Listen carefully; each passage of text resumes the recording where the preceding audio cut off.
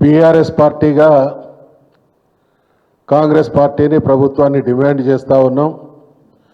42% రిజర్వేషన్లు అమలు చేసి మాత్రమే స్థానిక సంస్థల ఎన్నికలు జరపాలనేది మా డిమాండ్. గడచిన 20 మాసాల కాంగ్రెస్ పాలనను కనుక ఒక్కసారి సమీక్షిస్తే ద్రోహం చేయడం, పలాయనం చిత్తగించడం అనేటువంటి మాట నేను ఎందుకు మాట్లాడుతున్నా అంటే, ముఖ్యమంత్రి గారు స్వయంగా సవాలు విసిరి సవాలు స్వీకరించి మేము వస్తామనంటే ఢిల్లీకి పరారైండు. ఇక బీసీల విషయానికి వస్తే, యాక్చువల్గా ఈ దేశంలో ఈ రాష్ట్రంలో ఉండేటువంటి బీసీ వర్గాల ఏకకంఠ నినాదం మేమెంతో మాకంత.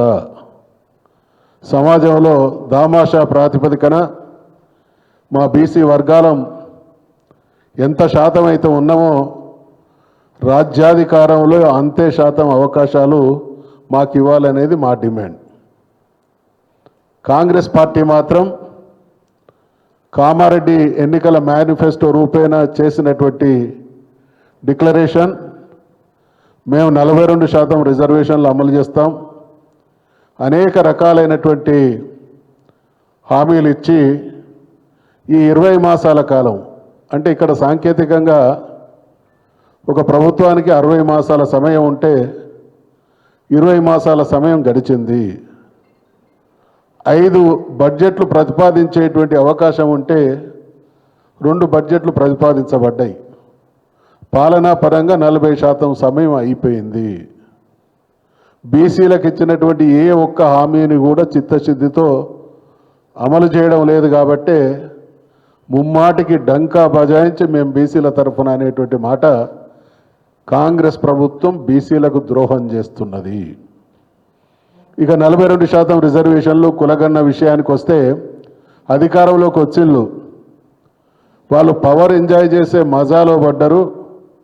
ప్రజలకు ఇచ్చినటువంటి హామీలు మర్చిపోయిళ్ళు. కులన గలన కానీ రిజర్వేషన్ల అంశాన్ని అటకెక్కించిండ్రు. నమ్మి అవకాశం ఇచ్చినటువంటి బీసీ సమాజానికి కాంగ్రెస్ ప్రభుత్వం చేస్తున్నటువంటి ద్రోహాన్ని బీసీ పెద్దలు, కుల సంఘాల నాయకులు గమనించారు. కాబట్టి క్షేత్రస్థాయిలో ఎక్కడికక్కడ ప్రశ్నించేటువంటి సభలు జరిగినాయి.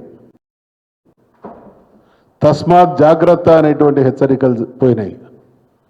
దాంతో పాటు ఈ ఉద్యమం, ఈ డిమాండ్ చేయడంతో పాటు చట్టపరమైనటువంటి పోరాటం చేయాలని కోర్టులను ఆశ్రయించడం జరిగింది. ఈ ఒత్తిడి వచ్చిన తర్వాత మాత్రమే కాంగ్రెస్ పార్టీ మీనమేషాలు లెక్కబెట్టి తూతూ మంత్రంలాగా ప్రయత్నం ప్రారంభించింది. మొదలు కమిషన్ వేసింది, అది డెడికేటెడ్ కాదు. డెడికేటెడ్ కమిషన్ వేయాలి, తర్వాత వాళ్ళ ద్వారానే గణన సర్వేలు జరిపించాలి. దానికి భిన్నంగా స్టాటిస్టిక్స్ డిపార్ట్మెంట్తో చేసిండ్రు. అంటే అడుగడుగున వీళ్ళ నిబద్ధత, ఏమాత్రం చిత్తశుద్ధి లేకుండా తూతూ మంత్రం లాంటి ప్రక్రియ జరిపించి మరొక్కసారి ఎన్నికల సందర్భంలోనే నమ్మించి ద్రోహం చేసిండ్రు అనంటే, అడుగడుగున నమ్మించి ద్రోహం చేసేటువంటి పరంపర కొనసాగుతూ ఉన్నది.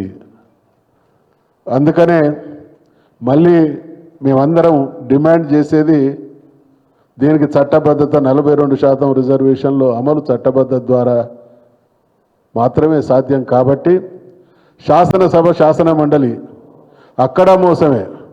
బహుశా నాకున్నటువంటి అవగాహన మేరకు చట్టసభలకు ఉండేటువంటి హుందాతనాన్ని, గౌరవాన్ని ఈ స్థాయిలో దిగజార్చి వాటికి ఉండేటువంటి ప్రాధాన్యతను తగ్గించినటువంటి ముఖ్యమంత్రి ఈ రాష్ట్రంలో, గడిచిన రాష్ట్రంలో ఎవరైనా ఉన్నారు అనంటే అది రేవంత్ రెడ్డి గారి ప్రభుత్వమే. మేము శాసన మండలిలో స్పష్టంగా హామీ ఇవ్వడం జరిగింది. తమిళనాడు వాళ్ళు ఆచరించినటువంటి విధానం తీర్మానం చేయడంతో పాటు దేశవ్యాప్తంగా ఉన్నటువంటి పార్టీలను కలవడంతో పాటు ప్రధానమంత్రిని, కేంద్ర మంత్రులను కలిసి ఒత్తిడి తీసుకొచ్చి అవసరమైతే ఒక ఉద్యమ నిర్మాణం చేసి ఢిల్లీ పాలకులను ఒప్పించి తెలంగాణ తేవాలి దానికి మీరు సిన్సియర్ ప్రయత్నం చేయాలంటే వాళ్ళు మాకన్నా ఎక్కువ గొప్పగా మాట్లాడుతున్నాను. మేము చాలా నిబద్ధతతో ఉన్నాం. 100% చట్టబద్ధత తీసుకొని వచ్చి 9th షెడ్యూల్లో పెట్టించి మాత్రమే ఎన్నికలు జరిపిస్తాం. దీంట్లో మీ అందరి సహకారం ఉండాలి. ఎక్కడ కూడా మేము వెనుకకు పోయే ప్రసక్తే లేదన్నారు. ఇవాళ బిల్లు పాస్ చేసుకొని 100 రోజులు కావస్తా ఉన్నది. ఎక్కడ ఉలుకు లేదు, పలుకు లేదు.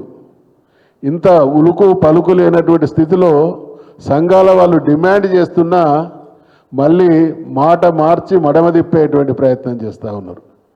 గుసగుసలు వినిపిస్తూ ఉన్నాయి. పార్టీల పరంగా అమలు చేస్తామనేటువంటి లీకులు వస్తూ ఉన్నాయి. తస్మాత్ జాగ్రత్త రేవంత్ రెడ్డి గారు, మీరు మీ ప్రభుత్వం ఈ దేశంలో బీసీలను సర్వనాశనం చేసినటువంటి పార్టీ కాంగ్రెస్ పార్టీ.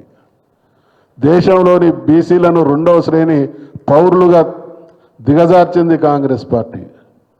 కాబట్టి మళ్ళీ మేము రీఇటరేట్ చేస్తూ ఉన్నాం. 42% రిజర్వేషన్లకు చట్టబద్ధత 9th షెడ్యూల్లో చేర్చి మాత్రమే ఎన్నికలు జరిపించాలి. ఒకవేళ అది కాకుండా ఏదన్నా జరిగితే జరిగేటువంటి పరిణామాలకు రేవంత్ రెడ్డి కాంగ్రెస్ పార్టీ వారి ప్రభుత్వమే బాధ్యత వహించవలసి ఉంటుందని హెచ్చరిస్తాం.